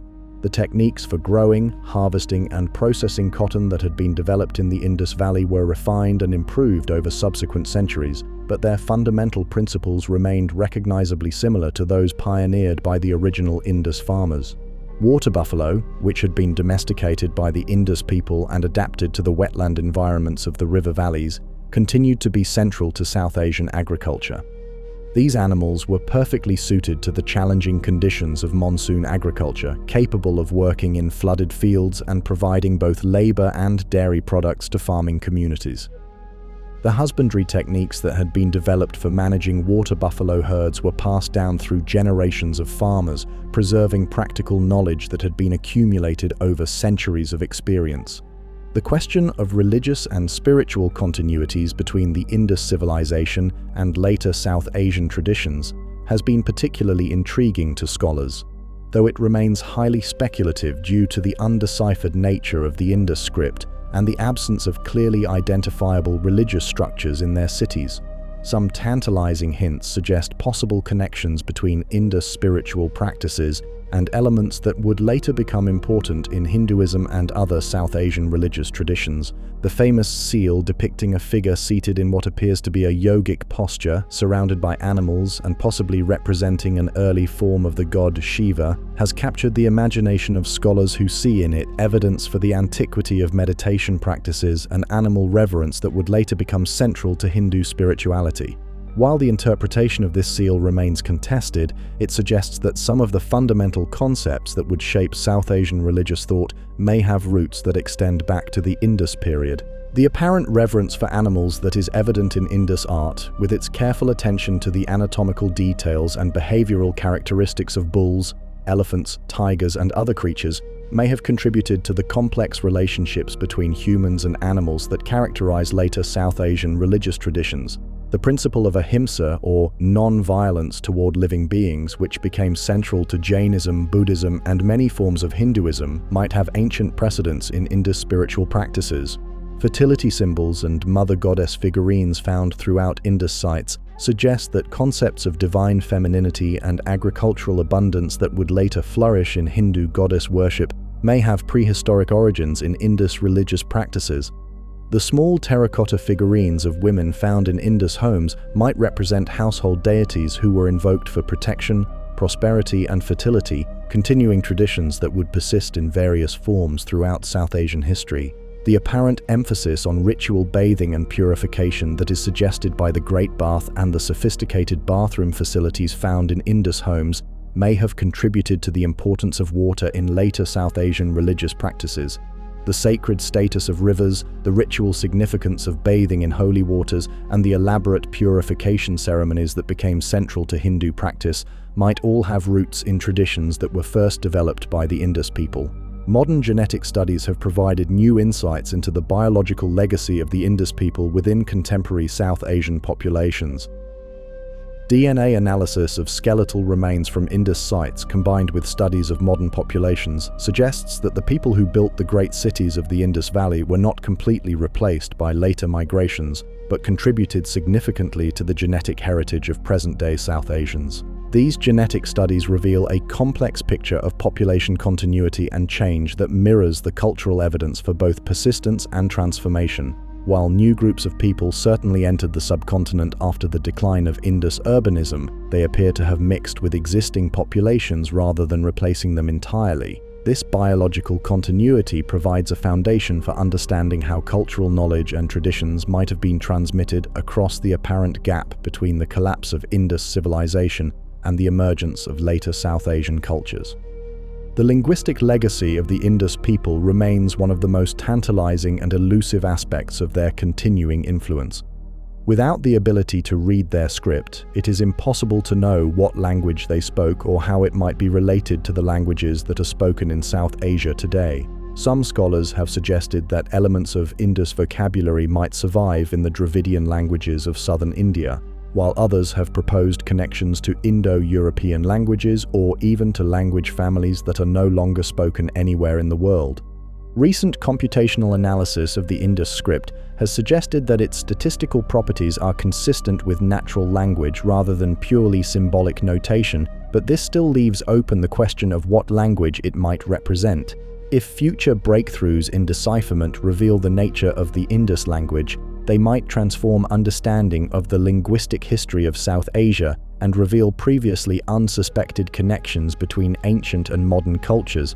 The influence of Indus craftsmanship techniques can be traced through the continuing traditions of metalworking, beadmaking, and textile production that remained important in South Asia long after the collapse of the urban centers where these crafts had first been perfected. The techniques for working copper and bronze that had been developed by Indus artisans were refined and adapted by later craftsmen, but the fundamental principles of metallurgy and the aesthetic sensibilities that guided the creation of both functional and decorative objects showed clear continuities across centuries. Beadmaking, which had been one of the most sophisticated and widespread Indus industries, continued to be practiced using techniques that were clearly derived from those perfected in the Indus workshops. The knowledge of how to work carnelian, agate, and other semi-precious stones into precisely shaped and carefully drilled beads was passed down through generations of craftsmen, preserving not just technical skills but also the aesthetic standards that had made Indus beads prized throughout the ancient world. The urban planning principles that had made Indus cities models of public health and efficient organization also appear to have influenced later South Asian urban development. When cities began to emerge again in the subcontinent, they often incorporated features that seemed to echo the sophisticated planning of the Indus period. The attention to drainage and water supply, the organization of residential and commercial areas, and the integration of public and private spaces all suggest that knowledge of urban design had somehow survived the centuries of predominantly rural life that followed the collapse of Indus urbanism. The social values that appear to have characterized Indus civilization, particularly the apparent emphasis on community welfare over individual aggrandizement, may have contributed to distinctive features of later South Asian societies. The ideal of collective responsibility for public infrastructure, the importance placed on water management and environmental stewardship, and the apparent preference for consensus building over authoritarian rule all echo themes that would become important in various South Asian political and social traditions. The legacy of the Indus civilization in South Asia is thus not simply a matter of archaeological artifacts or genetic inheritance, but represents a complex web of cultural continuities that helped shape the distinctive characteristics of the subcontinent's later civilizations. While the great cities of Harappa and Mohenjo-daro fell into ruin and their script became unreadable, the people who had created this remarkable urban culture did not simply vanish from history. Instead, they adapted to changing circumstances, preserved what knowledge they could, and contributed to the cultural synthesis that would eventually produce the rich and diverse traditions of classical South Asian civilization. The influence of their innovations in agriculture, craftsmanship, urban planning, and social organization can be traced through thousands of years of subsequent development, forming invisible threads that connect the modern subcontinent to its most ancient urban heritage. Understanding this legacy requires recognizing that cultural transmission is often subtle and indirect, flowing through channels that leave few obvious traces in the archaeological record. The games that children play, the techniques that farmers use, the values that communities hold, and the ways that people organize their daily lives all represent forms of cultural knowledge that can persist across enormous changes in political organization, religious belief, and material technology. The Indus people may have lost their cities and their writing system, but their deepest contributions to human civilization survived in the hands and minds of their descendants, evolving and adapting to new circumstances while preserving essential insights about how to live together successfully in the challenging environment of the South Asian subcontinent.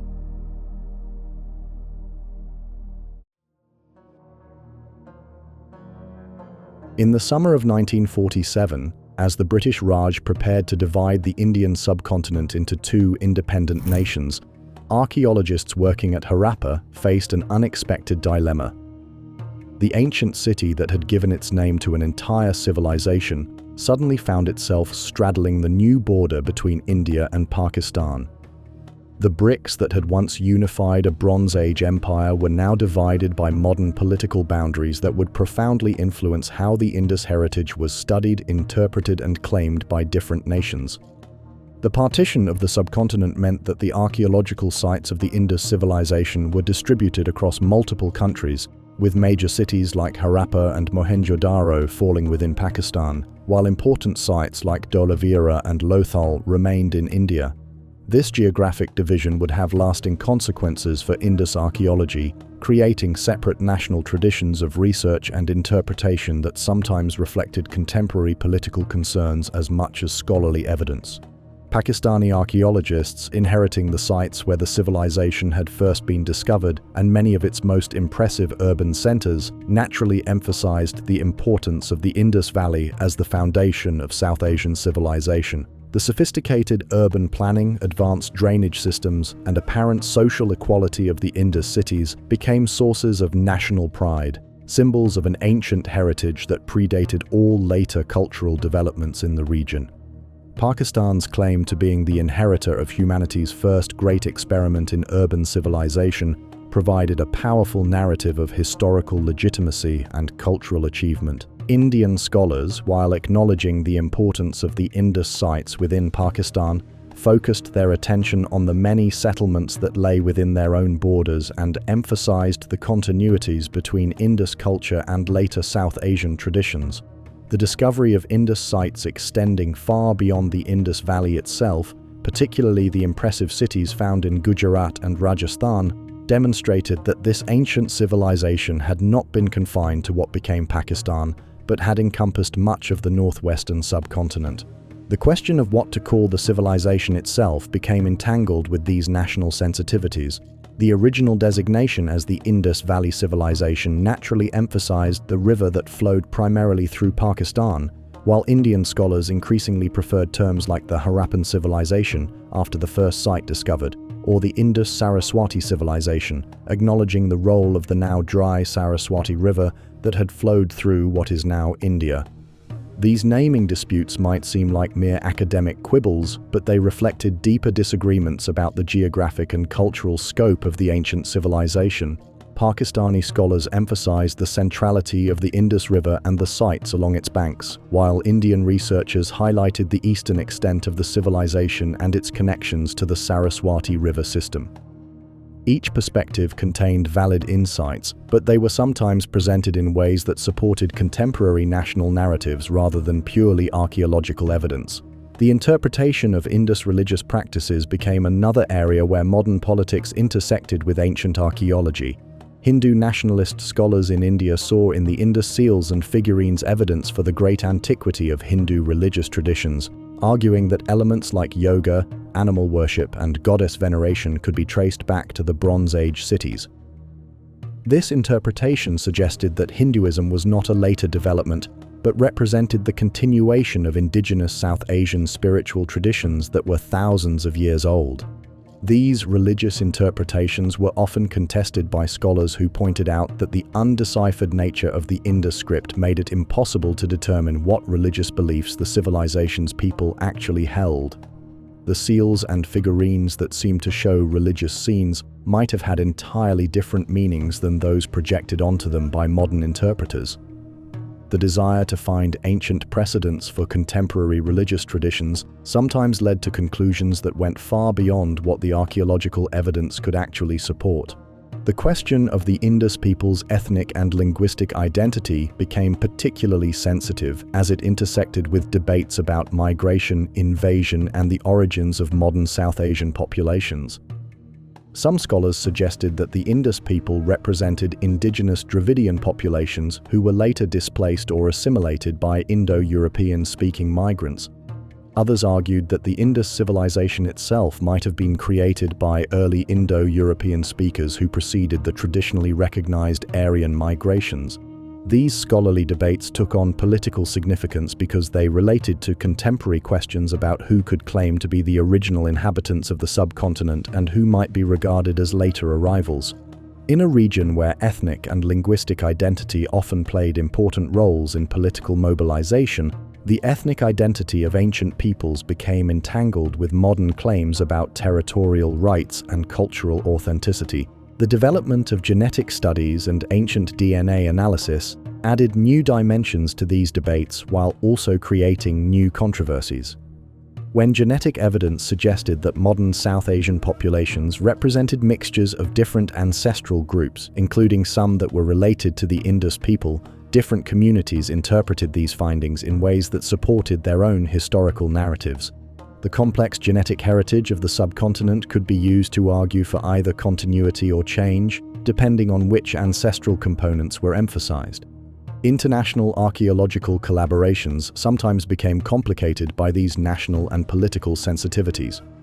Joint research projects between Indian and Pakistani institutions were often hampered by diplomatic tensions and bureaucratic obstacles that made it difficult for scholars to work together effectively. The division of Indus sites between different countries meant that comprehensive understanding of the civilization required cooperation across borders that were sometimes closed to such exchanges. The role of international scholars in interpreting the Indus civilization also became a subject of debate. While foreign archaeologists had played crucial roles in the initial discovery and excavation of Indus sites, some scholars from the region argued that outsiders could not fully understand the cultural context and historical significance of South Asian archaeological discoveries. The interpretation of ancient cultures by scholars from different cultural backgrounds raised questions about whose perspectives should be privileged in understanding the past. These debates reflected broader discussions within archaeology about the relationship between scientific objectivity and cultural identity. While archaeological methods were designed to produce objective knowledge about the past, the interpretation of that evidence inevitably involved cultural assumptions and contemporary concerns that influenced how ancient societies were understood. The challenge was to maintain scholarly rigor while acknowledging that all interpretation occurred within particular cultural and political contexts. The preservation of Indus sites became another area where politics intersected with archaeology. Many important sites faced threats from development, agricultural expansion, and environmental degradation, but the resources available for protection and conservation varied significantly between different countries and regions. The sites that fell within more prosperous areas or that received greater government attention were generally better preserved than those in remote or economically disadvantaged regions. The designation of Indus sites as UNESCO World Heritage Sites represented attempts to transcend national boundaries and recognize the global significance of this ancient civilization. However, even these international preservation efforts could become entangled with political considerations, as different countries sought to maximize their representation on prestigious World Heritage lists and to control how their archaeological heritage was presented to international audiences. Tourism and public education about the Indus civilization also reflected national priorities and perspectives. Museum displays, archaeological parks, and educational materials often emphasized aspects of Indus culture that resonated with contemporary national identities while downplaying elements that might complicate simple narratives about cultural continuity or achievement. The ancient cities became symbols that could be deployed in support of modern political and cultural projects.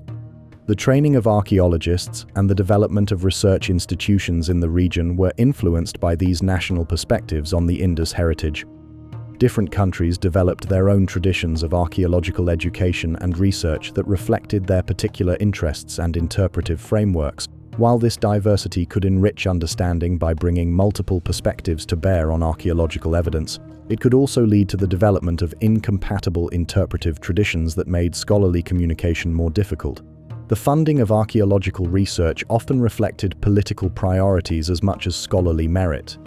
Projects that supported particular interpretations of the past or that enhanced national prestige were more likely to receive government support than those that challenged accepted narratives or that focused on less politically significant aspects of ancient culture. This could influence not only what questions were asked about the Indus civilization, But what kinds of answers were considered acceptable? Despite these challenges, many scholars from the region and beyond have worked to maintain high standards of archaeological research and interpretation while remaining sensitive to the cultural and political contexts within which their work occurred. The most productive approach has often involved acknowledging the legitimate interests that different communities have in understanding their past, while insisting that archaeological evidence be interpreted according to scientific rather than political criteria. The international significance of the Indus Civilization has also provided opportunities for transcending national boundaries and political divisions. The recognition that this ancient culture represented one of humanity's earliest experiments in urban civilization created common ground for scholars and the public from different countries who shared interests in understanding this remarkable achievement regardless of where the sites happen to be located in the modern world. Recent developments in archaeological technology, including satellite imaging, ground-penetrating radar, and advanced dating techniques, have created new opportunities for collaborative research that could transcend some of the political obstacles that have historically complicated Indus studies. These technologies can provide new insights into the civilization while potentially reducing the need for large-scale excavations that might be more difficult to organize across national boundaries. The story of how the Indus civilization has been studied and interpreted since its discovery thus illustrates both the potential and the limitations of archaeology as a tool for understanding the past.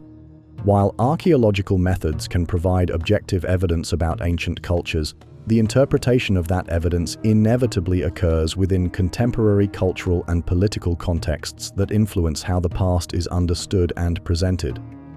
The challenge for scholars working on the Indus civilization has been to maintain scientific rigor while acknowledging the legitimate interests that different communities have in their archaeological heritage. This requires recognizing that the past belongs not only to professional archaeologists, but to all the people whose lives and identities are connected to ancient cultures, while insisting that interpretation be based on evidence rather than wishful thinking or political convenience. As new generations of scholars from the region and beyond continue to study the Indus civilization, they inherit both the remarkable archaeological discoveries of the past century and the complex legacy of how those discoveries have been interpreted and contested. Their challenge will be to build upon the solid foundation of archaeological knowledge while developing new approaches that can transcend the political divisions that have sometimes hindered understanding of this ancient culture.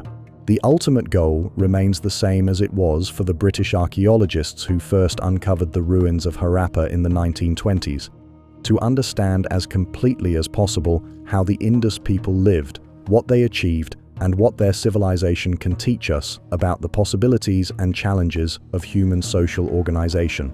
Achieving this goal requires not only sophisticated archaeological techniques, but also the wisdom to navigate the complex relationships between ancient evidence and contemporary concerns that inevitably shape how the past is understood.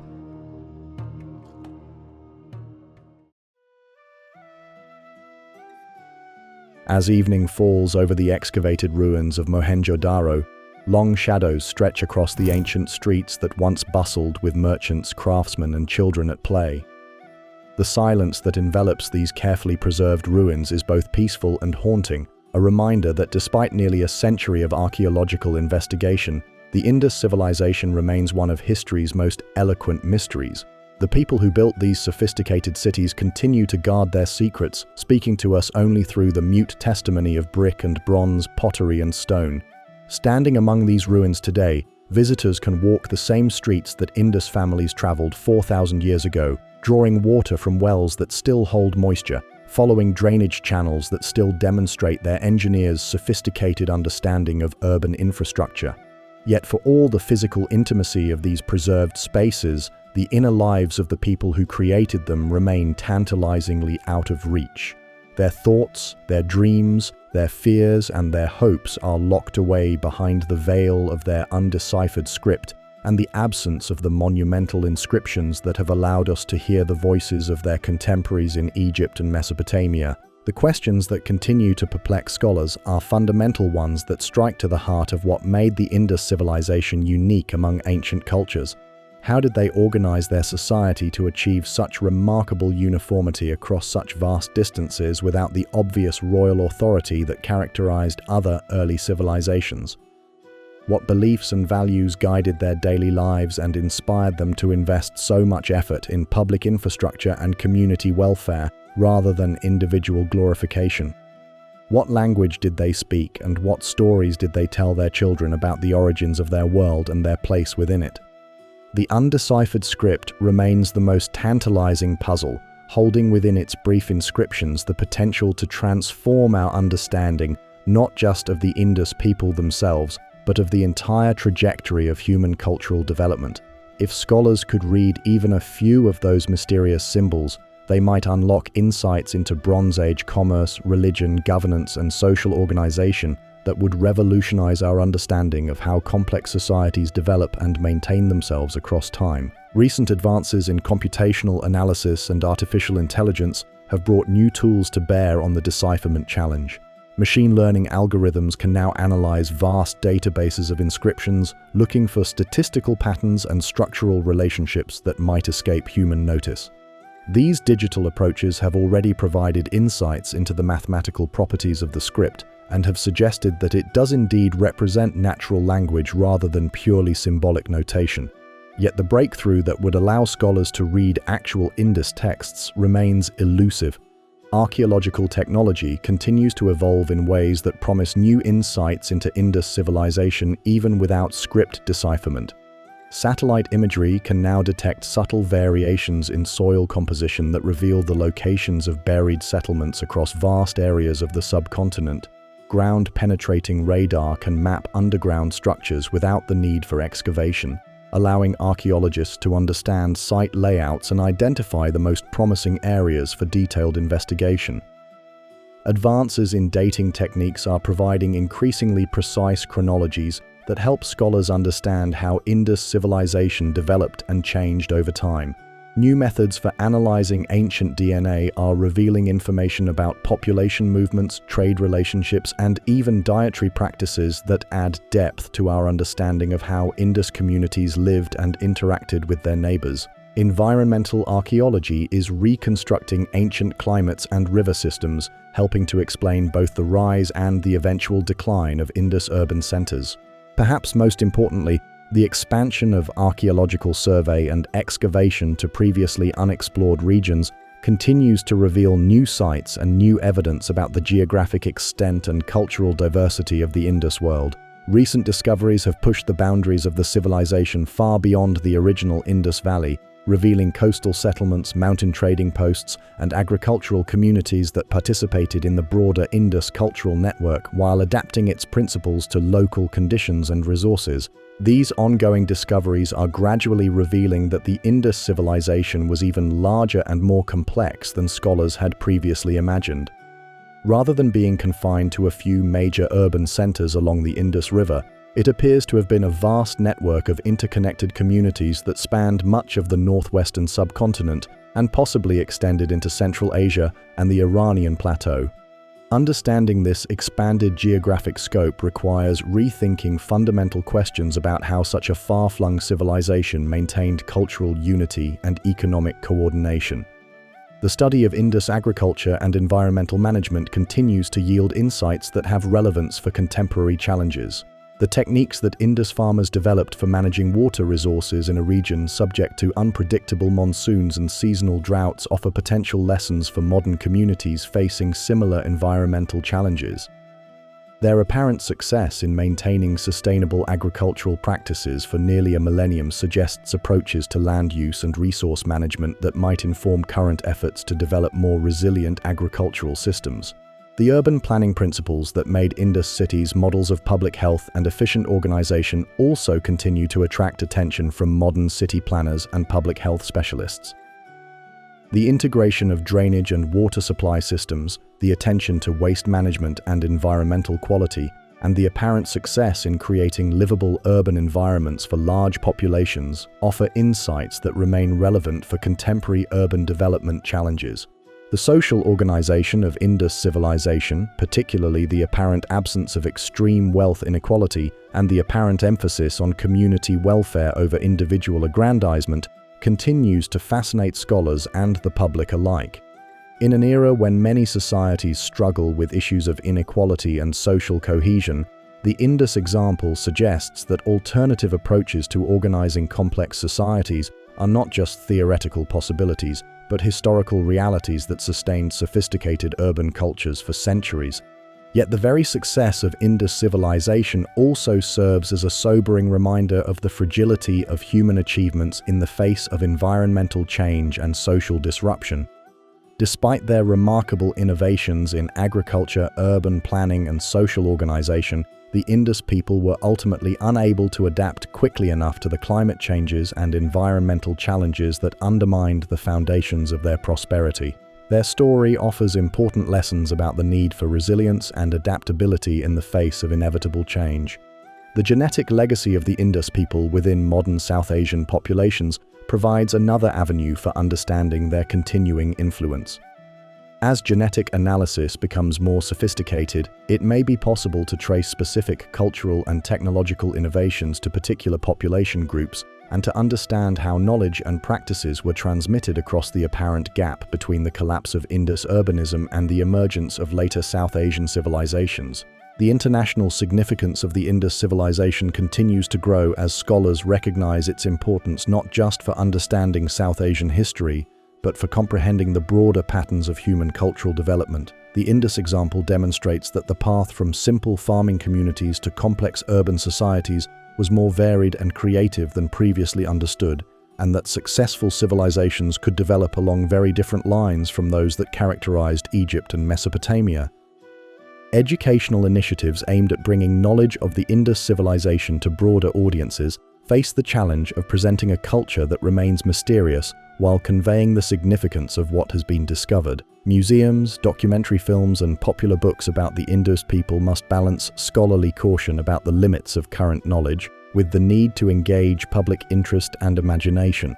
The visual impact of Indus artifacts and the romance of their mysterious script provide powerful tools for capturing attention, but educators must be careful not to claim more certainty about Indus culture than the evidence actually supports. The preservation of Indus sites for future generations remains an ongoing challenge that requires balancing the needs of archaeological research, public education, and local communities. Many important sites face threats from urban development, agricultural expansion, and environmental degradation.